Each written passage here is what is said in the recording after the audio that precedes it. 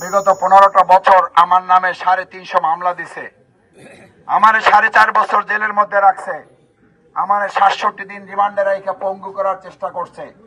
আমি 4 বার জেল থেকে বের হয়েছি, 3 বার আমাকে আটকায় রাখছে, আমাকে গুম করার চেষ্টা করছে, আমাকে ক্রস ফায়ার দেওয়ার চেষ্টা করছে। শেষবার আমি বের হয়েছি আমার শ্বশুরের ডেথ সার্টিফিকেট দিয়া, মানে তার জানাজায় অংশগ্রহণ করতে হবে এই কারণে আমাকে ছাড়ছে, না হলে ওইবারও আমাকে গ্রেফতার করে নিয়ে যেত। এত নির্যাতন নিপীড়ন করে আমাদের অন্যায়ের কাছে মাথা নত করতে পারে নাই। ইনশাল্লাহ ভবিষ্যতে আর কোন অপশক্তির কাছে আমরা মাথা নত করবো না। কালাইয়াবাসী অপশক্তির কাছে, চাঁদাবাজির কাছে, সন্ত্রাস দুর্নীতির কাছে, দখলদারদের কাছে এই 6 নং ওয়ার্ড 13 ঘড়ি এলাকা মাথা নত করবে না।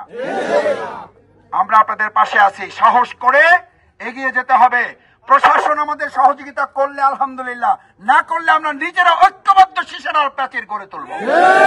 আমরা নিজেরা সিদ্ধান্ত নিয়ে আমরা আমাদের এলাকাকে নিরাপদ করবো ইনশাআল্লাহ।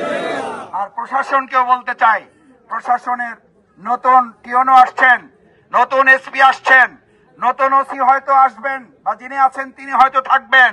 আমরা পরিষ্কার বলতে চাই, 2024 সালে শুধু শেখ হাসিনার বিরুদ্ধে আন্দোলন হয় নাই, দলবাজ দলকানা প্রশাসনের বিরুদ্ধে আন্দোলন হয়েছে। শুধু শেখ হাসিনাকে আমরা ঘৃণা করি নাই, শেখ হাসিনাকে শুধু দেশটাকে বাধ্য করা হয় নাই, আমরা দলকানা দলবাজ প্রশাসনকেও কিন্তু এই ছাত্র জনতা পিটাইয়া তারপরে খাম্বার সাথে ঝুলাই রাখছে। কেন? এই দলবাজ এই দলকানা প্রশাসন আমাদের অধিকার হরণ করছে, আমাদের নিরাপত্তার পরিবর্তে আমাদেরকে তারা অনিরাপদ করে তুলেছে। একটা দলের কাছে তারা আমাদেরকে জিম্মি করে ফেলেছিল।